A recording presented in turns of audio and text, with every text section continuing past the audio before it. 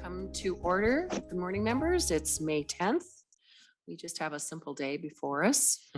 For the record, we do have a quorum. Good to see everybody. I think we're going to go ahead and start with Senator Duckworth today on Senate File 2952, the teacher shortage reporting requirement modification. Good morning. Welcome, Senator. Thank you, Madam Chair. Pleasure to be here this morning.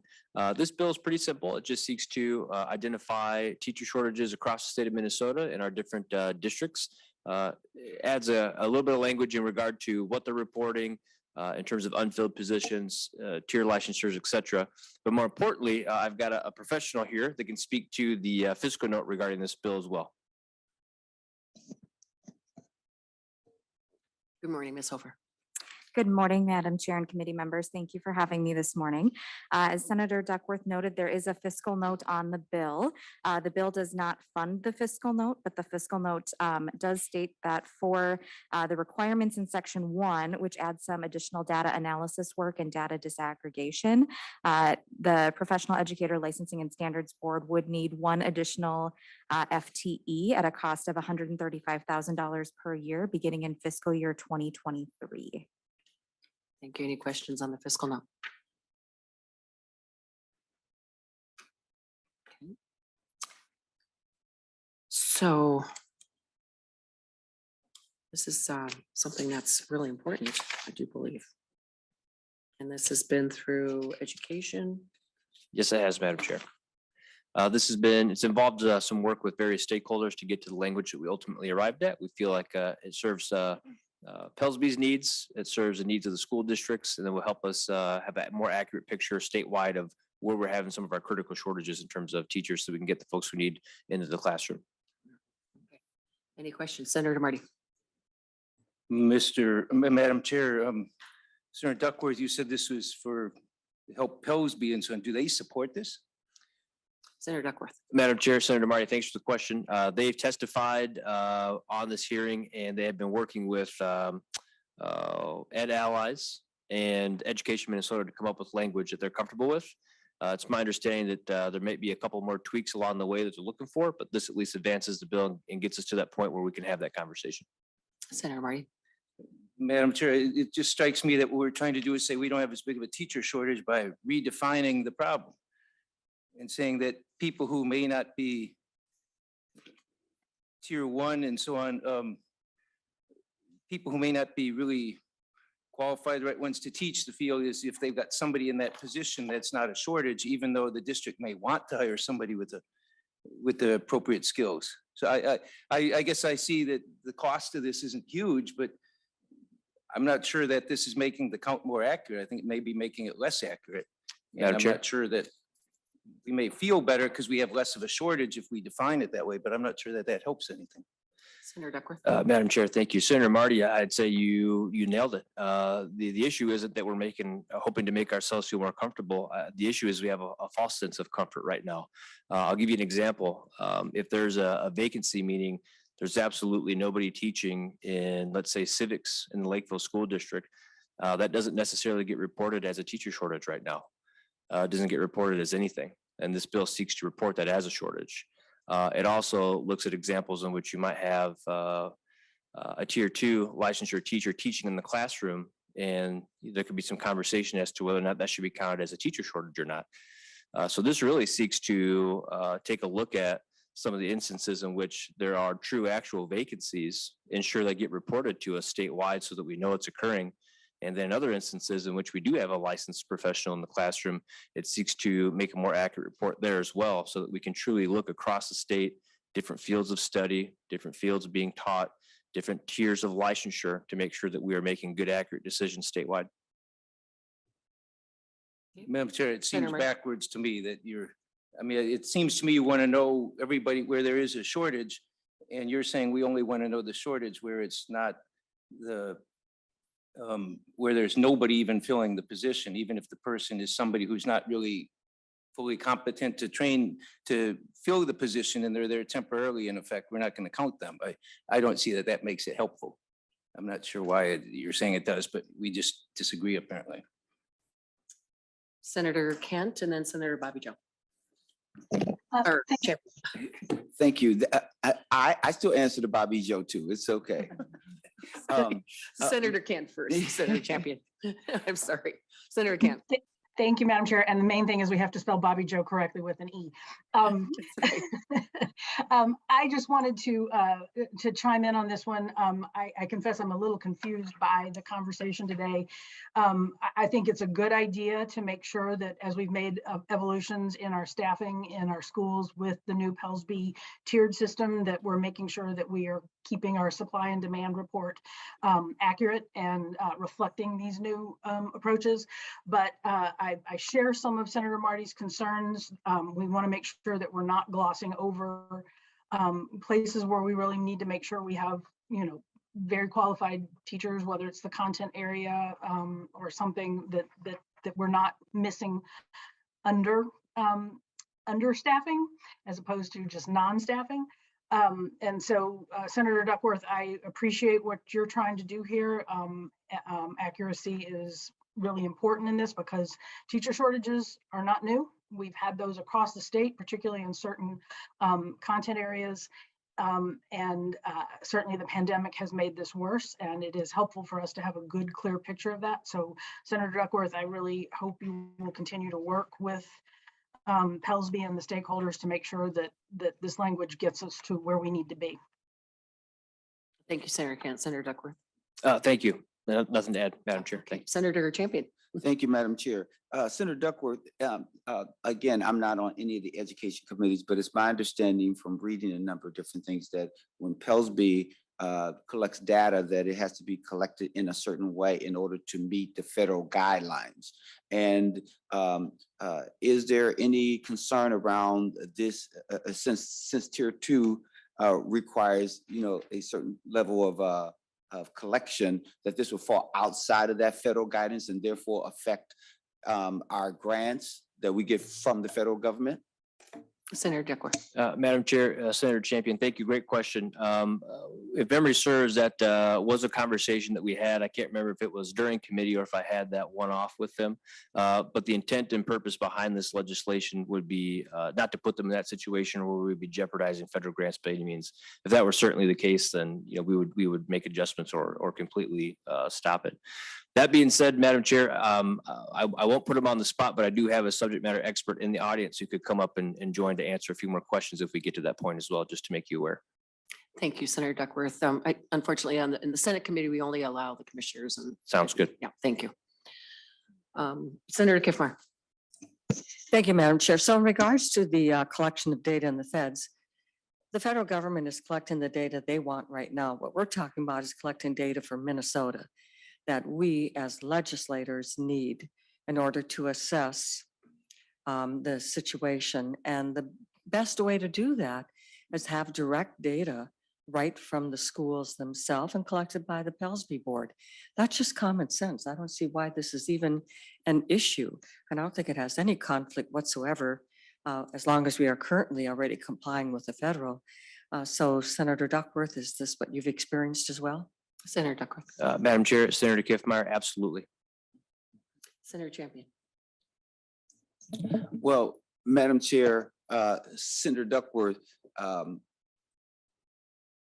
I think it would make sense, and I thought you were going to go down this track when you were just questioned by Senator Kiffmeyer, that I thought you were going to go down this track and say, however, I will go back and check and make sure, because even if we are collecting data for Minnesota, that's true. We can collect data in any way that we want. But then we can't turn around and say, oh, hey, federal government, you wanted a certain way and you need certain information that we did not collect, but we still want you to provide us the grants and scholarships and all the grant money that is necessary or that we think is beneficial to Minnesotans. So I think it would just make sense for us to double check, because from the information that I have, that the information that we are attempting to collect and not collect this other information puts us outside of the guidance and therefore would put us in jeopardy. Now, if we want to be the one to just pay for everything and pay for all those other scholarships and grants and not get any money from the federal government, have at it. But I think we should go into a situation with our eyes wide open. Thank you, Senator Champion. Madam Senator Chair, Senator Champion, thank you. If it makes you comfortable, I will triple check to make sure that that's not the case. Very good.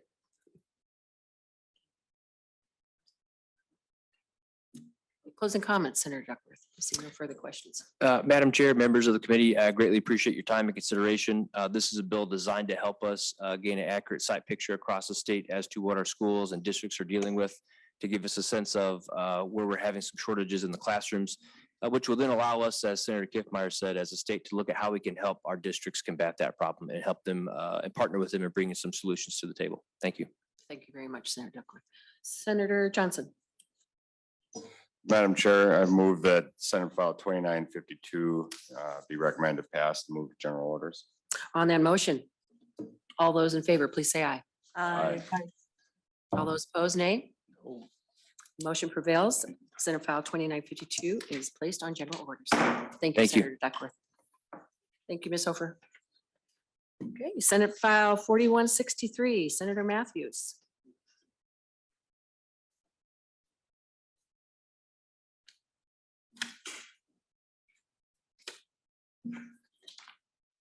Good morning. Good morning, Madam Chair.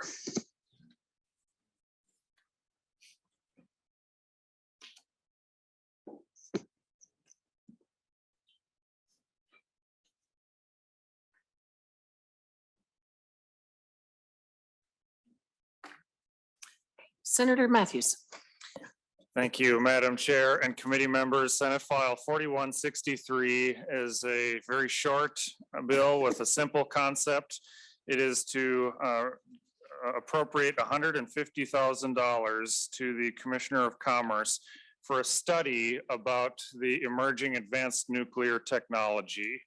This is in an effort that I've helped do in the Energy Committee this year to help provide another form of baseload power generation that I think Minnesota needs to take a serious look at moving into the future.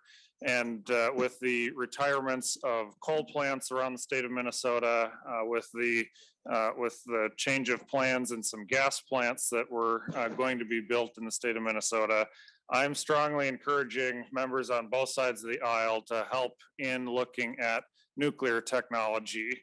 And there is a growing number of small and micro nuclear technology plants being developed right now. So this will simply require the Department of Commerce to do a study on these new technologies to look at system costs for ratepayers, the reliability, the impact on the environment, what local jobs and economic development would look like, and specifically the feasibility of replacing some of our sites that have coal-fired coal-fired power plants today with an advanced nuclear reactor. So that is the gist of the bill. This is a companion to another bill that I've done in the Energy Committee that got bipartisan support on trying to have a small scale nuclear carve out to the nuclear moratorium that we have in state law. This is an effort to start the conversation and see whether or not nuclear would make sense in energy's future mix. So that is a brief overview of the bill, Madam Chair, and I'd be happy to answer any questions. Thank you, Senator Mathews. Senator Marty, did you have a question? Your hand? Yes, Madam Chair. Question for Senator Mathews. Is this the same language that's in the omnibus bill? Senator Mathews. Madam Chair, and getting a head nod from staff, Senator Marty, I believe this piece was included in the energy omnibus bill. And that is being tracked separately on the spreadsheet too. I believe so, yes. Senator Okay. Madam Chair, I'm not convinced that nuclear is anywhere close to being a future viable option, but I think the idea of studying it's reasonable. I thought this was the same thing that looked in the bill. And I thought it was about 150,000 as well, but I'm not sure the study is going to produce much because I think we've been hearing for so long how nuclear is on the cusp of coming back, and it seems like every project that's funded, every project that goes ahead ends up getting canceled. So, but I agree, maybe there's something coming up soon, and I think it's a reasonable thing to study. Senator Mathews, why didn't this, instead of the general fund, why didn't it take it out of the RDF? Madam Chair, I don't remember. Is there enough money in the RDF or RDA, whatever it is? You know? I have, oh, did we, on an introduced copy of the bill that state, I bet we, I would have to get back to you on that, Madam Chair. I just wondered. And do you know, before Senator Champion, yeah, we'll go to you and then I have a question. Well, I was just interested in the technology of some of the evolving nuclear. I mean, I'm sure you know that. Just out of curiosity, I'd like to know some of the evolving new technology coming down the pipeline. Madam Chair, what I've been made aware of and studied so far, and Madam Chair, to answer your earlier question, we have it appropriated from the general fund, I believe, because this would be for all of Minnesota, not just XL territory. But I will follow up more specifically on the language. But what I'm aware of with new technology, and I've been able to visit some of these companies in some NCSL energy trips in the last few years, they are developing ways to have a very small footprint to put 100 megawatt or less reactors. And they went into just the intricacies of the safety features that they have built into these things, taken in, you know, some of the calamities that have been experienced by reactors around the world, and how can we ensure that we have even a design that would never suffer something like that, such as the one company that I toured literally powers the rods up into the reactor. And so if there was ever a power failure, which caused some meltdowns in other countries decades ago, if there was such a power failure, the rods would fall back out of the chamber and the plant would cease operations while they could work on restoring power. So just amazing technology, the way that they're very different from what we have of the very large plants at Prairie Island and Monticello. This would be a very new concept of very small footprint that has a small scale with some of these advanced technologies. And I think that it's well worth our time to start asking the questions to see whether or not this makes sense for Minnesota in our next generation energy mix. I believe this is a great bill. I know the German delegation was here last week. Senator St. Jim, of course, has been very has a great relationship with them. And they've decommissioned their nuclear plants and they are closing down. And now with the situation with Russia and the relationship of how much, is it 40% they get from Russia? And they still acquire nuclear energy from France, but they are going to have to start closing down some of their manufacturing plants. And it's winners and losers game right now. And who gets to pick who closes down? It's a terrible scenario. So they're in a pickle right now. Senator Champion. Thank you, Madam Chair. Senator Mathews, I was reading this advanced nuclear study and I was looking at the whole reason for it, and that you said at a minimum, the study must address the potential costs, benefits, and impacts of this technology.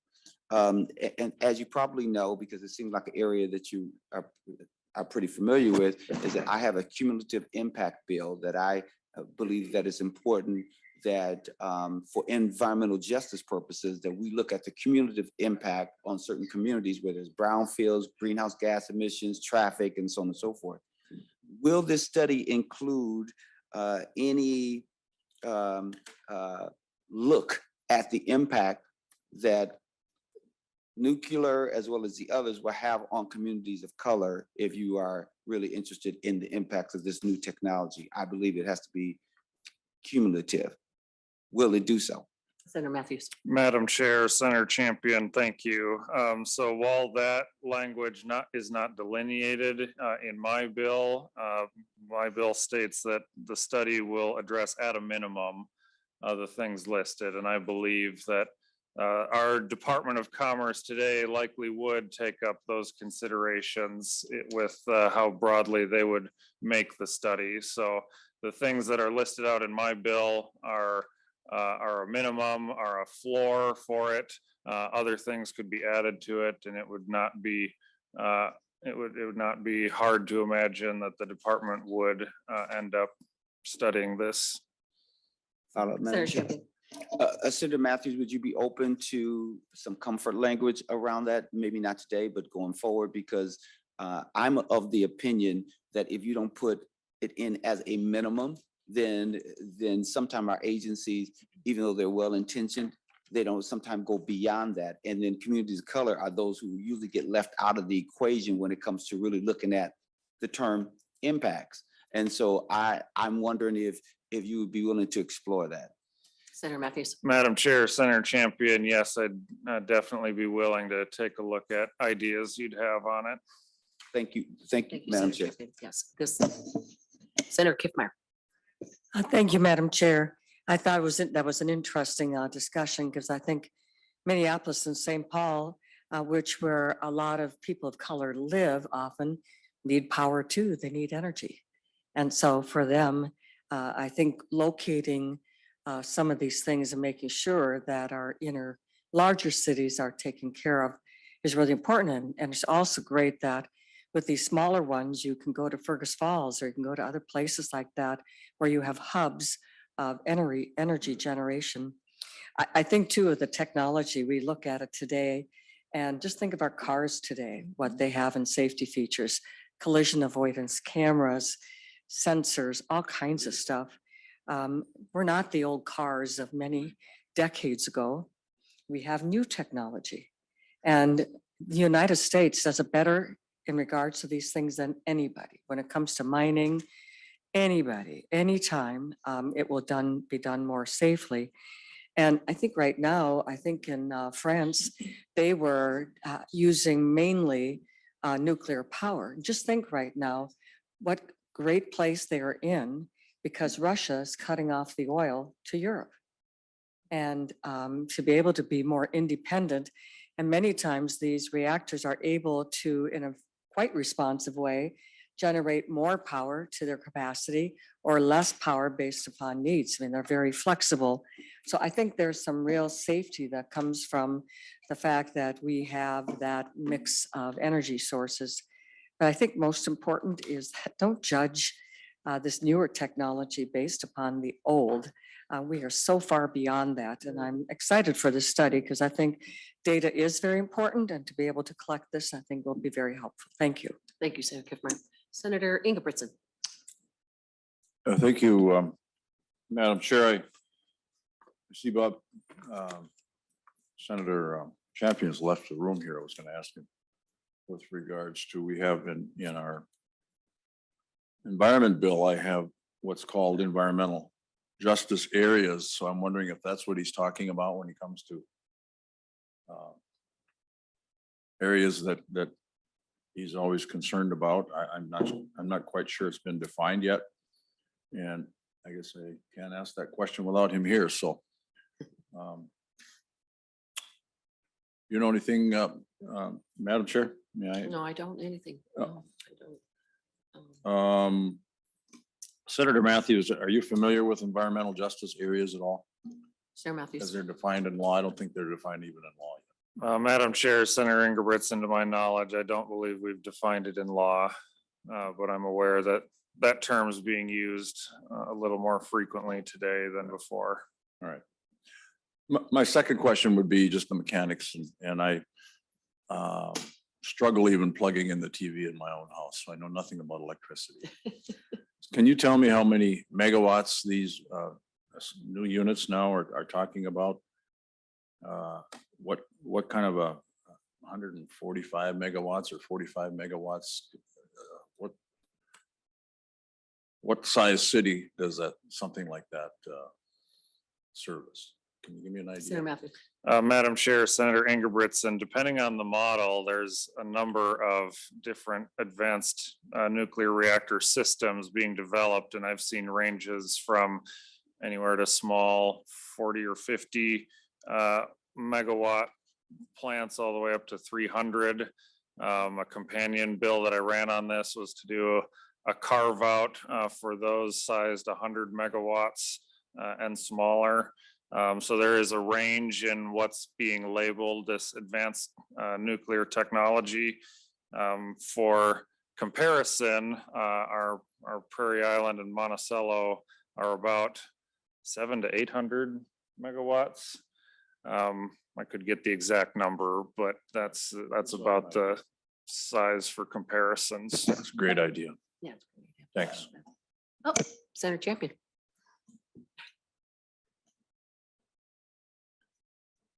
Senator Ingebritsen. So, Madam Chair, Senator Champion, you were talking about areas of concern with regards to the development of nuclear, and I'm wondering if you're referring to environmental justice areas. Have you heard that term being thrown around in the legislature? I know I have it over in my environment committee. We're talking about it actually today at 1 o'clock. Are you familiar with that? Is there a definition that you know that I don't? Senator Champion. Thank you, Madam Chair, and thank you, Senator, for the question.